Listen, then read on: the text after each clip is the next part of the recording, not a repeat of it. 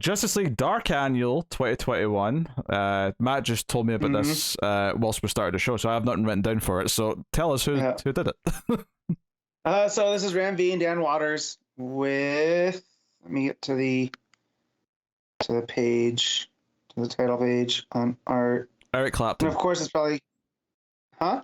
Eric Clapton. Did he do that? No. Christopher Mitten. I was close.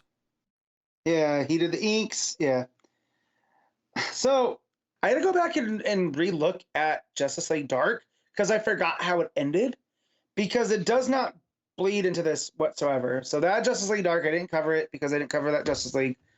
It basically ends them fighting Merlin, and they get Zatanna under control because the Upside Down Man has been unleashed through this demon that manifests through Ragman's, suit. So, Merlin ends up conjuring Arion, the old Atlantean sorcerer, to be his Sapphire Knight, which I'm sure means something in Arthurian legend. So that's how that ended. This picks up with a triumphant Merlin just wreaking havoc, and the Justice League Dark back at their headquarters. Wonder Woman shows up. She hasn't been on the team in a minute because she's been away. And that the helm of Naboo has a new patron, basically. And it's an Egyptian goddess named, where's the name? Because she reaches out to Diana. Shoot. Oh, Huahet. And that's now who's speaking through Fate. And we just get a lot of magic being kind of in chaos because of Merlin. And then they bring in Randir Singh, who is the telepath that the Knight went to go, that she did stuff with Batman. And this is where it kind of gets out, where it feels like I'm reading stuff that hasn't happened yet. But Randir Singh talks about how he saw how basically he's the reason that Jason Blood and the demon are able to coexist now, because Jason Blood had got sent to heaven, but he got bored. The demon was in hell, so they'd rather be rejoined. And he's kind of hinting that he knows that there's something up with Jason Blood, because no one just leaves heaven, right? And with the demon, no one just leaves hell. And this plays, for me, I was, thinking about the Justice League Dark future state where Detective Chimp was bonded with the demon, and Jason Blood was one of Merlin's knights. And so that's all very much here. But Randir Singh talks about how he, while sleeping, because when he was a prisoner of Merlin, to pull him off the board, he saw Merlin go and talk with this being, and there's something missing with Merlin. And so, as he says that you weren't meant to see any of this, that's actually what brings him into that Merlin takes him off the board by sedating him and whatnot. But then this dude shows up who I have no idea who this guy was. But he's a blind man wearing a white suit. And he's called Mr. E. So Connor, real quick, do you know who Mr. E is? The magician. Yeah. I had no idea who this guy was. He's used to play up in a lot of Constantine stuff, I'm pretty sure. Okay. Well, Constantine hates him. So when he shows up, Constantine is just like, I'm not, if we're involving this guy, I'm not dealing with him. But he does everything backwards. So he shows up and he drinks from an empty glass that when he puts it back down, it fills with whiskey, which completely befuddles Bobo, because he's like, wait, he just drank his whiskey backwards? And come to find out that I guess he got banished to the end of time, and he had to walk backwards to catch back up. And which I believe is often the take that you see with a bunch of Merlin stories as well.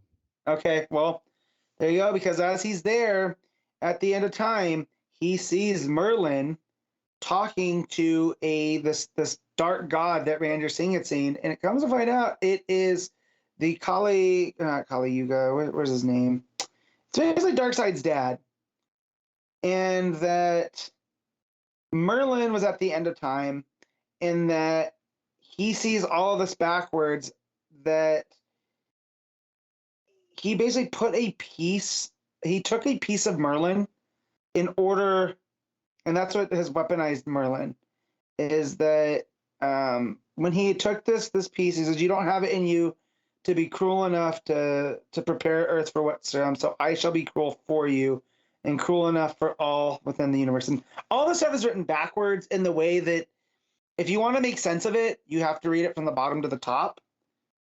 You could read it from the top to bottom and just fill in, but I think that was pretty cool. But yeah, so basically he had tampered with Merlin, and then now Merlin's gonna come and wreak havoc. But Mr. E wants to make a deal with them in order to defeat Merlin, and he leaves and then shows back up to talk to Zatanna and Khalid, and that was Yuga Khan, by the way. He saw a part of Merlin's soul being torn away by Yuga Khan, but I found it before I saw what had happened because he's doing stuff backwards. So he took the piece of that soul. So now they have to basically work with him in order to defeat Merlin. And he put it in one of his eye sockets. And that in it when Zatanna looks into the eye, it's basically all the sense of wonder that Merlin had had. So it's like the purest part of him. They make a blood deal, and she ends up with it. And now this is a piece that I guess they're going to try to restore into Merlin to stop him. On any other week, this would have been fine. However, just like it feels like it's a story that's of its own, because it doesn't really feel like it's continuing what had happened in the last issue of Justice League Dark. And just reading it, it felt very tedious. I didn't know who this Mr. E guy was. I mean, it was very interesting to see him doing stuff backwards. And I love any time of storytelling when they play with that. And MV's that's kind of his brand at this point. But yeah, it's kind of getting back on the weirder elements of Justice League Dark, where I like it more when it focuses in on magic or horror. And this is just kind of like the off-center stuff. It was just kind of a mess with trying to throw in Randy Singh and all the other plot threads, almost as if like they're trying to wrap up. And I feel like if we had this as an actual book and not a backup, this wouldn't feel as messy. So it almost feels like they're trying to do a ton of storytelling in this annual because they don't have the space for it elsewhere. And that's kind of a shame. The art's pretty good. It's very distinct in the way that it feels like, I don't want to say sloppy, but like sketchy. Like it feels, compared to the art that we've been getting in Justice League Dark, it's very crisp and fine. So it almost again makes it feel like its own thing. But yeah, man, on any other week, I wish I hadn't read this just because this was so packed. But I'm going to give this a 6.5.